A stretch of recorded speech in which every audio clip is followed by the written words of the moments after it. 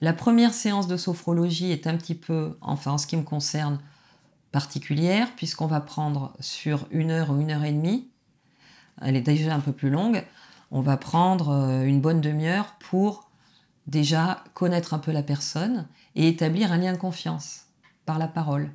Parce que la sophrologue ou le sophrologue qui conduit, eh bien c'est important qu'elle comment dirais-je, qu'elle puisse créer déjà un lien de confiance avec la personne. Il y a des personnes avec qui on se sent bien et des personnes avec qui on se sent moins bien. C'est pas que elle est incompétente ou compétente, c'est que simplement voilà, c'est une question de. Donc on prend ce temps-là, on fait le tour des différentes des douleurs que la personne peut avoir dans son corps, des médicaments qu'elle prend, si elle en prend.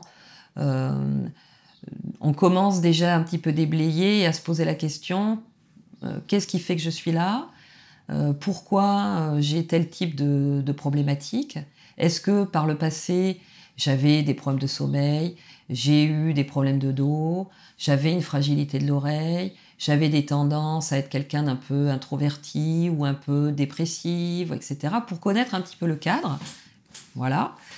Ensuite, on prend un temps où j'explique qu'on travaille ici dans un cadre bienveillant, qu'on n'est pas dans une psychothérapie, que je ne suis pas là pour soigner une dépression, que par ailleurs la personne elle doit être suivie.